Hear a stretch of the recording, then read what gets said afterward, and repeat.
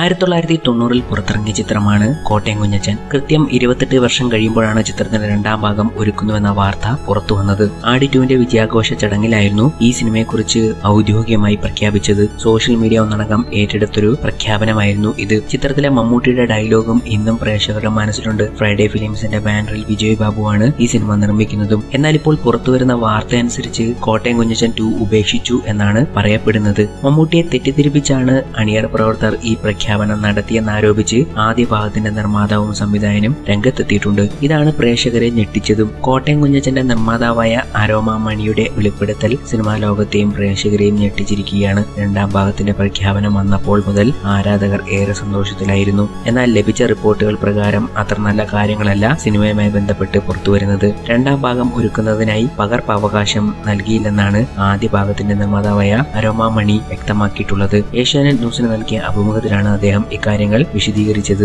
മമ്മൂട്ടിയെ നായകനാക്കി കോട്ടയം കുഞ്ഞച്ചൻ ഒരുക്കുന്നതിനിടയിൽ താൻ നേരിട്ട പ്രതിസന്ധികളെ കുറിച്ച് മുൻപ് തിരക്കഥാകൃത്ത് വ്യക്തമാക്കിയിരുന്നു. 5 സംവിധായകരും 11 നിർമ്മാതാക്കളും ഉൾപ്പെടെ നിരവധി പേർ വേണ്ടെന്ന് വെച്ച സിനിമയായിരുന്നു ഇത്. സംവിധായകനെ കിട്ടാതെ വിഷമിച്ചിരിക്കുന്നതിനിടയിലാണ് സുരേഷ് ബാബു ഡെന്നിസ് ജോസഫിനെ സമീപിച്ചത്. ചിത്രത്തിന്റെ കഥയെക്കുറിച്ച് കേട്ടപ്പോൾ സിനിമയുമായി മുന്നോട്ട് പോകാനായിരുന്നു അദ്ദേഹത്തിന്റെ തീരുമാനം. രണ്ടാം ഭാഗം ഒരുക്കുമ്പോൾ പഴയ പേര് നൽകാനാകില്ല എന്നാണ് ഇപ്പോൾ സംവിധായകൻ വ്യക്തമാക്കിയിട്ടുള്ളത്. സൂപ്പർ ഹിറ്റായ ചിത്രത്തിന്റെ രണ്ടാം ഭാഗം ഒരുക്കുന്നതിന് മുമ്പ് ആദ്യ ഭാഗം ഒരുക്കിയ അണിയറ പ്രവർത്തകരിൽ നിന്നും പകർപ്പവകാശം വാങ്ങിയിരിക്കണം. പുതിയ സിനിമയെക്കുറിച്ച് പ്രഖ്യാപിക്കുന്നതിന് മുൻപ് ആദ്യ ഭാഗത്തിന്റെ സംവിധായകനും നിർമ്മാതാവുമായി ചർച്ച നടത്തിയിട്ടില്ലെന്നും ഇതൊന്നും ചെയ്യാതെ സിനിമ പ്രഖ്യാപിച്ച നടപടി തെറ്റാണെന്നും ഇവർ പറയുന്നു. കോട്ടയം കുഞ്ഞച്ചന്റെ രണ്ടാം ഭാഗവുമായി ബന്ധപ്പെട്ട് നടക്കുന്ന വാക്ക് തർക്കങ്ങളിൽ ആരാധകരും അസ്വസ്ഥരാണ്. ഏറെ പ്രതീക്ഷയോടെ കാത്തിരുന്ന ചിത്രം പാതി വഴിയിൽ നിലച്ചു പോകുമോ എന്ന ആശങ്കയും ആരാധകരെ അലട്ടുന്നുണ്ട്. സിനിമയെക്കുറിച്ചുള്ള പ്രഖ്യാപനം കഴിഞ്ഞതിനു ശേഷം സംവിധായകനായ സുരേഷ് ബാബു മമ്മൂട്ടിയെ വിളിച്ചിരുന്നു. സിനിമയെക്കുറിച്ച് ചോദിച്ചപ്പോൾ ആദ്യ ഭാഗത്തിന്റെ സംവിധായകനിൽ നിന്നും നിർമ്മാതാവിൽ നിന്നും പൂർണ്ണ അനുമതി വാങ്ങിയിട്ടുണ്ടെന്നാണ് അറിയിച്ചത്.